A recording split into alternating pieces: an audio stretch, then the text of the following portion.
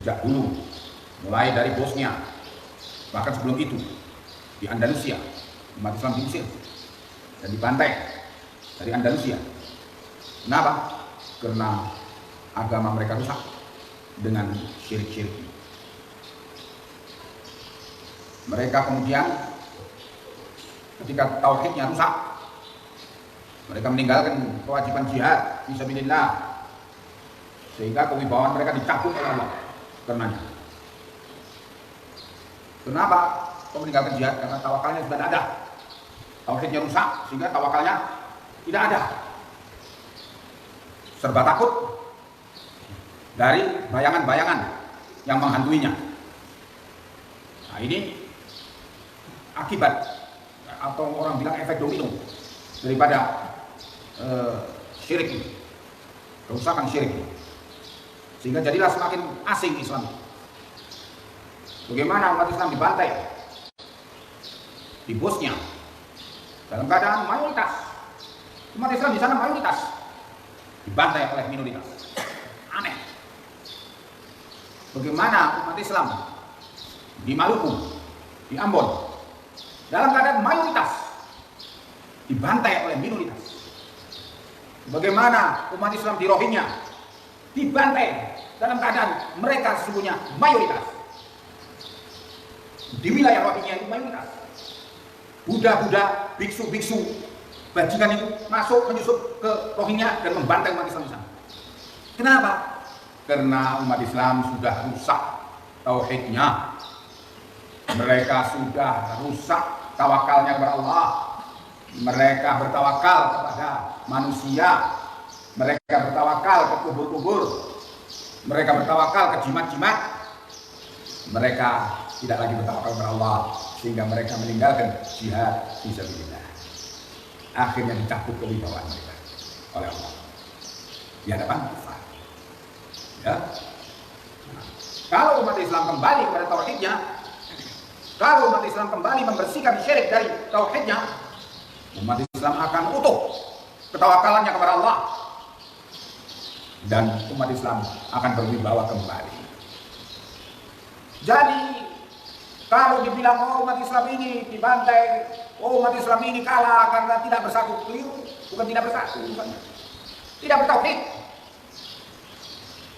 Kalau bersatu tapi tanpa tauhid, dengan tembakan aja bubar. Bersatu tapi tidak di atas tauhid, aduh, rapuh sekali. Sudah saling salah menyalahkan nanti kalau ada serangan dari musuh. Tapi kalau umat Islam bertauhid, walaupun sedikit, nah, tetapi diberi oleh Allah kekuatan hebat. Ya, di dalam surat Al-Baqarah Allah menceritakan bagaimana seorang nabi membangkitkan roh jihad di kalangan Bani Israel. Akhirnya turun wahyu kepada nabi itu menyatakan bahwa kalian harus menunjuk pemimpin. Ditunjuklah pemimpin yang ciri-cirinya diberikan oleh Allah. Ternyata pemimpin itu ialah Talut, tukang bersih tayonta. Talut kerjaannya. Kaget mereka, loh masa ini yang dipilihkan menjadi pemimpin kita? Ini wahyu dari Allah. Wah, tidak mau Bani Israel. Sehingga separuh lebih Bani Israel tidak mau berangkat jihad. Ya sudah, yang mau aja. Yang mau aja dikumpulkan berangkat jihad dengan diberikan ketentuan oleh Talut. Nah, nanti kita akan lewat sungai, siapa yang minum daripadanya pulang, tidak boleh ikut jihad. Nah, kecuali cuma sambil lewat sambil mengayuhkan tangannya, telapak tangannya. Ternyata sebagian besar minum, pulang. Talut. Yang tidak minum cuma 315 orang.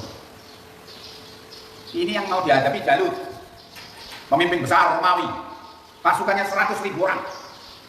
Masa 315 orang berangkat? Berangkat, sudah full, tauhidnya sudah full, sudah semangat untuk tawakal kepada Allah, bersih dari syirik. Berangkat. Begitu lihat itu pasukan musuh itu, pakaian seragamnya pasukan musuh itu menutup gunung, saking banyaknya, 100.000 orang. katanya mereka, kebanyakan mereka mengatakan, oh habis kita, tidak habis. Terus ada yang nyentuh dari orang yang paling bertauhid. Kam min fi'atin qalilatin ghalabat fi'atan katsiratan biidznillah. Diceritakan gitu oleh Allah.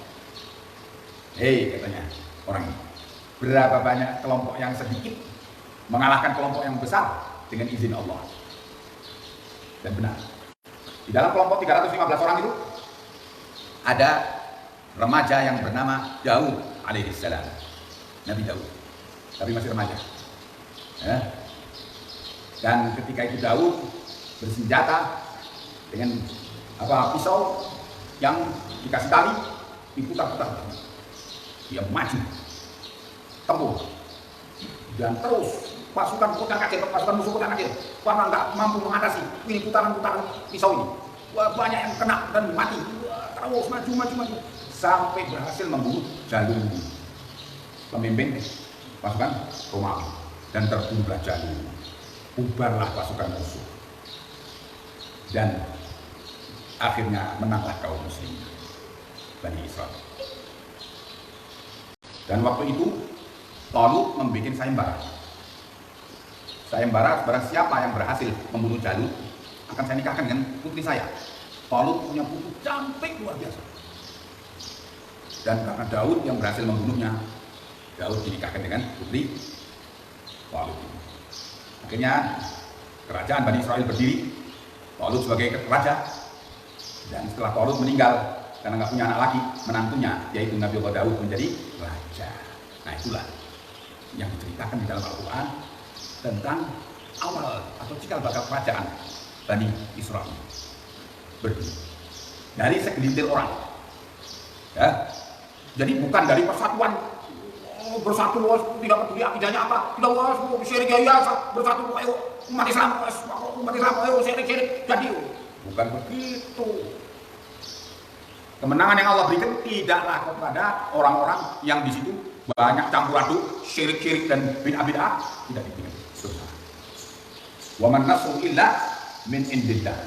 Dan tidaklah pertolongan kepada kemenangan itu tidak ada lain kecuali hanya yang datang dari Allah. Kemenangan yang dari lain-lainnya itu bohong.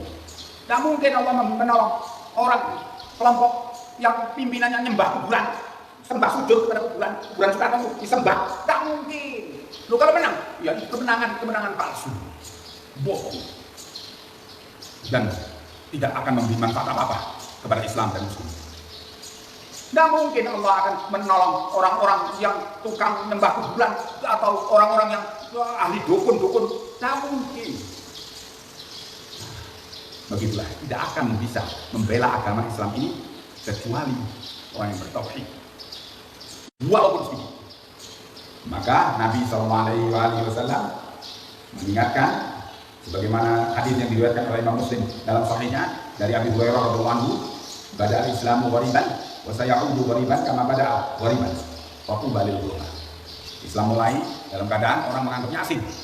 Ketika mulai didakwahkan di Mekah, orang menganggapnya asing, dan akan kembali di belakang hari nanti orang juga menganggapnya asing. Wa tubalil ghuraba. Maka beruntunglah orang-orang yang dianggap asing karena menjalankan Islam ini. Ya, dan kita akan melihat betapa kekuasaan Allah dan betapa Allah mampu merubah hati dengan hidayahnya untuk membimbing umat dan memilih dari umat itu orang-orang yang bertauhid, orang-orang yang beriman kepadanya, orang-orang yang bersih dari syirik. Maka sungguh dakwah para nabi itu ialah mengajarkan tauhid dan mengajak manusia terus kepada tauhid dan memperingatkan mereka dari syirik dan bahaya syirik. Itulah kebangkitan umat. Kebangkitan umat dari tauhid. Ya, tidak mungkin selain tauhid akan bangkit. Ya, mungkin orang bilang, wah bagaimana Turki hebat, dipimpin oleh pemimpin yang Muslim, wah mempunyai kemajuan. Tanyakan kepada mereka. Apa satu hukum Islam yang diterapkan padanya? Satu aja. Tidak ada. Sasa tetap, kemaksiatan tetap, syirik tetap, kufur tetap. Apa yang berarti yang berubah padanya? Tidak ada. Ya, nah, begitulah sesungguhnya kekuatan tauhid itu saja yang bisa berubah. Ya, dan itu adalah dakwah para nabi. Tetapi semua itu memerlukan keikhlasan. Dai-nya harus ikhlas, dan yang didakwai juga harus ikhlas, dan perlu kesabaran. Dai-nya harus sabar, yang didakwai juga harus sabar, mentaati Allah, sabar menghadapi problem-problem yang diakibatkan daripada dakwahnya itu. Semuanya itu karena memang Islam dalam kondisi dianggap asing oleh kebanyakan orang, dianggap pemecah belah, dianggap persis seperti dulu ketika Nabi mulai dakwah, dianggap Nabi itu memecah belah bangsa Quraisy, dianggap Nabi itu memisahkan keluarga, dianggap persis seperti itu. Ya, maka tetaplah kita bersabar dalam memahami tauhid ini dan beramal dengan tauhid ini, dan dalam membersihkan diri kita dari syirik dan dari kufur dan dari segala bid'ah. Dengan itu kita akan bisa membersihkan diri dari maksiat dan dari segala kemaksiatan.